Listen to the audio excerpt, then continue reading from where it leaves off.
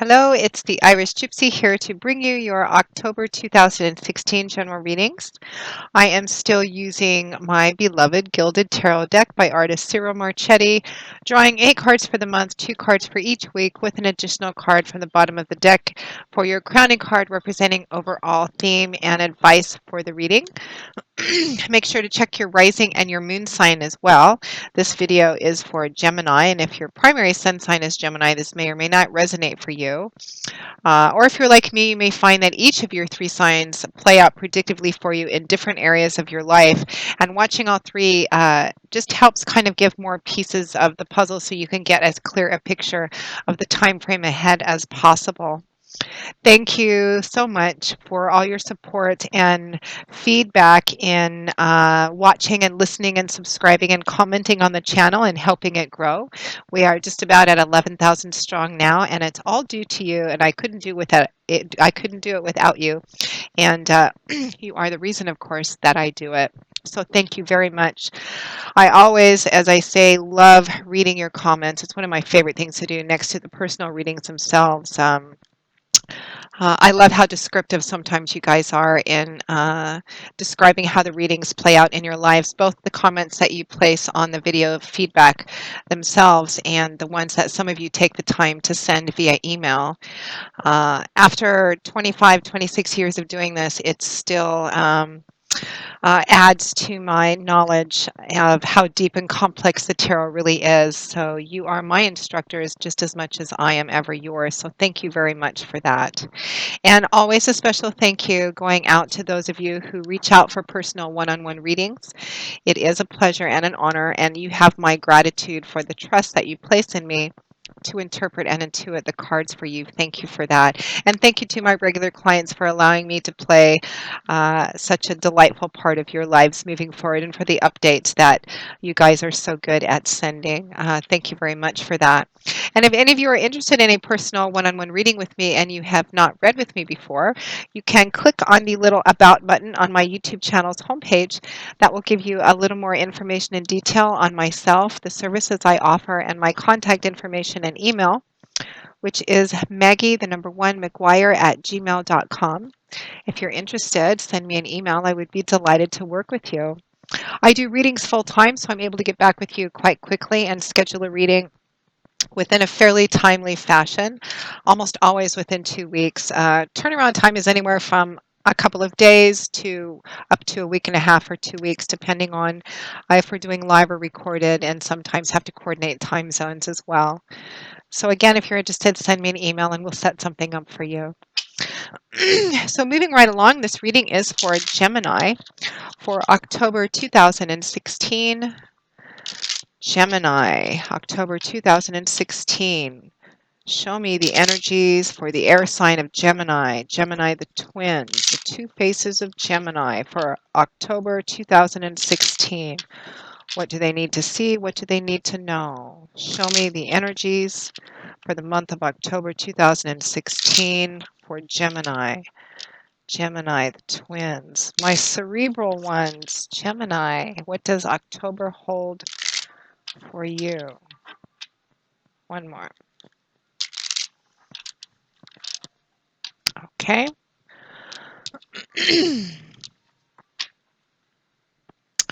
Okay, Gemini, we begin with the Hierophant, followed by the 3 of Cups, the 4 of Swords, followed by the Chariot,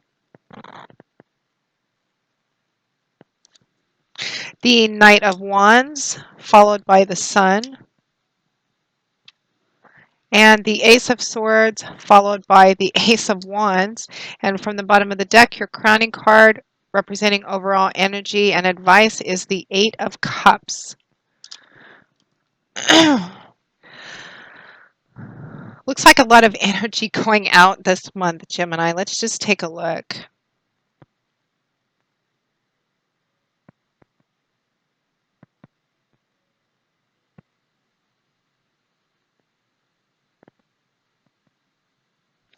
Okay, Gemini, let's begin.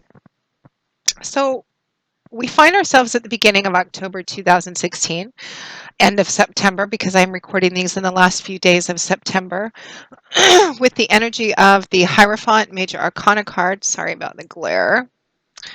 Followed by the Three of Cups. Well, that didn't help at all. So the Hierophant, Major Arcana cards, it looks like, well, it's going to play out differently for those of you watching because there's so many of you watching and it's not going to resonate the same, of course. The story's going to split off depending on who you are and what you need to hear. But it looks like you guys are beginning the month kind of celebrating something. It feels like the completion of something for some of you. It could be a project at work, coming together of something, a marriage perhaps, a wedding. And there's a sense of having put a lot of effort into something and maybe taking some time out to relax and to maybe have a party, maybe a lot of parties. It looks like there's a lot of celebratory energy in here. So we begin with the Hierophant paired with that Three of Cups. So the Hierophant is a major arcana card, significant, profound energies, energies of the divine. The Hierophant is a card of tradition, convention, following the prescribed path, belonging to a large group of people or being with a large group of people who are all kind of doing the same thing, crossing the T's, dotting the I's, everybody kind of working together for the same thing, basically. It can represent organized religions, corporations, institutions. Those are some of the aspects and the energy of the Hierophant. He is a priest of sorts. This can also represent someone in your life who may manifest the character traits of the Hierophant, who plays a significant role for you, perhaps in advice and feedback. In relationships, this can also represent taking a relationship to another level, getting married, getting engaged, meeting the family, moving in together, etc. It is a source of celebration, though, because it is paired with the Three of Cups. This could represent a large group of people you're celebrating with. And for some of you, I feel like you are getting married. There is a wedding, a celebration going on. Some of you, this could represent anniversary too. Some of you, again, I'm getting the completion of a project for a group of people, whatever kind of project that is, and there is a celebration, a party of some kind. Really kind of, I'm feeling like for a lot of you, it's a real let your hair down kind of party as well. The Three of Cups is a card of celebration and happiness. It's cups. Cups is governed by the element of water, and it's a suit that governs our feelings, our emotions, relationships, and love as well. The Three of Cups is a card of celebration, of having a party. There's a strong social theme to this card. It represents having a good time and celebrating with a group of people that you feel really good with, you feel comfortable and very authentic with. It's also a card that represents taking pleasure in the people around you and being grateful for both the small and large blessings in your life. But there is a sense of being with a lot of people. And I think for a lot of you, I'm getting like a big party for the completion of a project, again, a wedding, an anniversary of some kind. It could, if it plays out differently for you with a specific matter, please let me know. You guys are great at giving feedback, but that's what I'm getting so far. So next to that, we have the Four of Swords, the Rest and Respite card, followed by the Chariot. Another major arcana card. We're going to start with the Chariot. So the Chariot is a card of success, swift, forward, powerful momentum. It can also represent the harnessing together of a variety of disparate forces and making them work in unison and harmony to propel something forward. It's a card of achievement. It can represent that you've just been handed a new job, a promotion, something. Sometimes that can cause a little bit of insecurity too. Sometimes the question that accompanies the Chariot card is, be careful what you ask for. Some of you, again, successful completion of something. It could just represent that. But the Chariot represents success that's come as a result of your own determination, hard work, assertiveness, decisiveness in doing something, because that's what this woman has to do in order to operate this Chariot. It's the bringing together all of these forces with the Chariot and the Sphinxes, knowing where she's going, driving that forward in a decisive and assertive way, and achieving success through basically all your hard work and effort and ingenuity as well. But a really great successful card. And it can also be a card of recognition, achievement, and reward, perhaps that you've been handed another big job or project right after you're just done celebrating another one, however it works out for you. It's accompanied by the Four of Swords. I think for some of you, it's almost as if you're just wrapping up the successful completion of one thing, and you're jumping into another. It could represent that all the work that you put into whatever the successful achievement represented has required a great deal out of you, and now's the time to kind of rest, restore yourself, which is what the Four of Swords can represent. Swords is governed by air, and it's a suit that rules our cerebral mind, how we look at things, perspectives, perceptions, outlooks, belief systems, words, and ideas. The Four of Swords is a card of withdrawing from conflict, withdrawing from challenge for a time just to rest. It's not like a permanent energy, it's more transitional. You can see that this man has either just finished a battle or is taking a break from a battle. There's these three swords pointing down at him, and his own is lying close by his hand should he need it. But for this time being, he's withdrawn from conflict, he's taking a break to rest and recuperate, perhaps go within to take another look at a situation if some insight is needed. The thing I find significant about the Four of Swords is that he's still wearing his chainmail. And if you know anything about that medieval chainmail, it was really, really heavy, like upwards of 120 pounds. It was meant only for battle. Um, but this man is so exhausted, so worn out that he hasn't even bothered to have it removed. He's just collapsed and he's sleeping. So for you, Gemini, and paired with that Chariot card, again, can split off a couple of different ways. Whatever it is that you've just finished or that you're celebrating, because it could be a work project, it could be, again, like a wedding, a marriage, or an anniversary, an event of some kind, just a particular achievement. But it looks like it required an awful lot out of you. It had a lot of moving parts. You were really successful at it, and you're taking. Looks like you're having a party. You're celebrating, but it's also time to kind of take a break for some of you before you jump into the next big thing. And again, I feel like for some of you, your achievements, your success, something else is being handed to you, another really great opportunity, but you need to take a bit of a break before you jump right into that. It can also represent being kind of worn out from everything that you just finished doing and just kind of needing to take a break or a little vacation if you can. Even if it's, like something like a wedding or a celebration of some kind.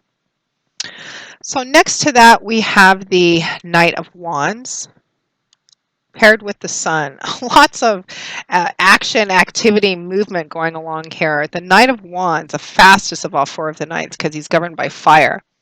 Wands is a suit governed by the element of fire, and Wands is a suit that rules. It's active, action-oriented. It's all about change, movement, action, power, creating, building, manifesting. It's fiery, passionate energy. It's very active energy.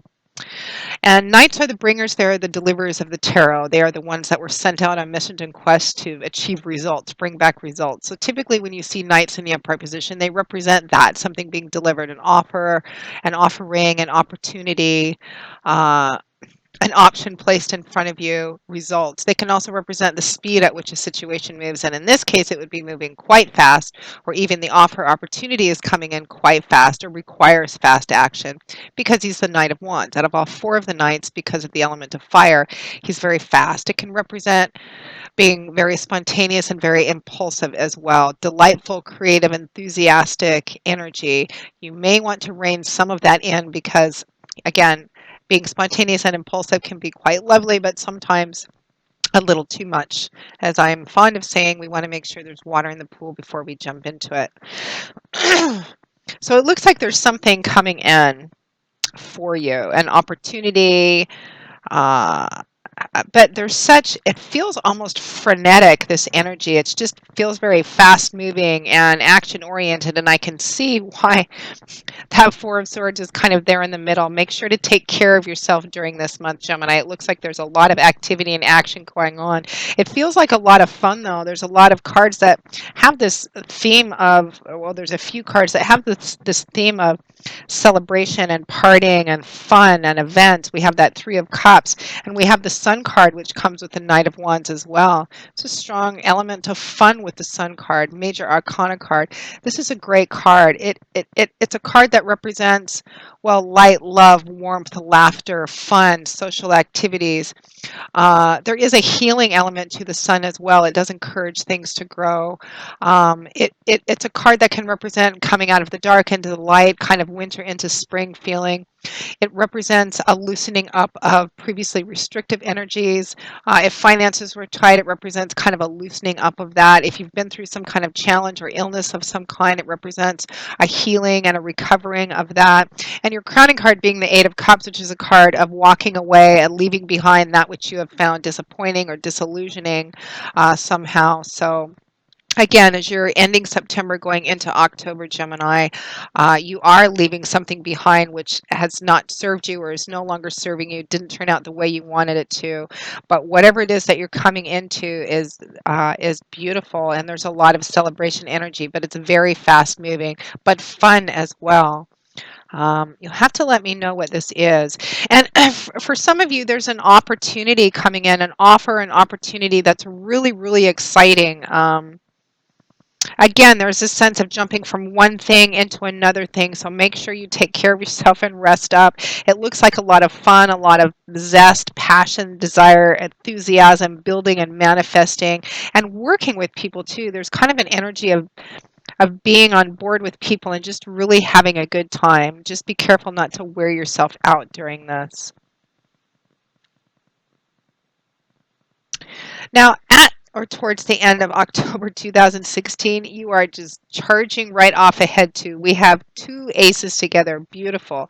Aces represent potential, opportunity, new beginnings, the beginnings of something. We have the Ace of Swords paired with the Ace of Wands. Beautiful, powerful combinations.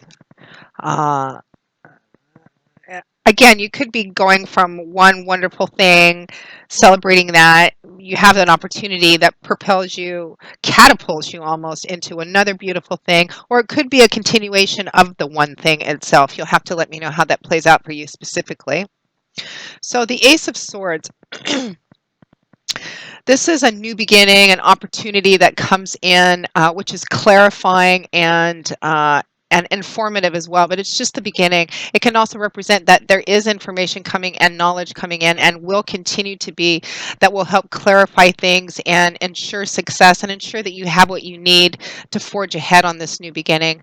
Swords is that cerebral suit that's all about words, ideas, how we look at things, information, communication. Sometimes the Ace of Swords can be a little challenging to work with because it does sometimes represent this sword coming in of reality and truth to cut away extraneous stuff from a situation or a person or a relationship and expose it to the light of day for what it really is. And sometimes that can be quite challenging if you've been harboring under illusions with something or someone.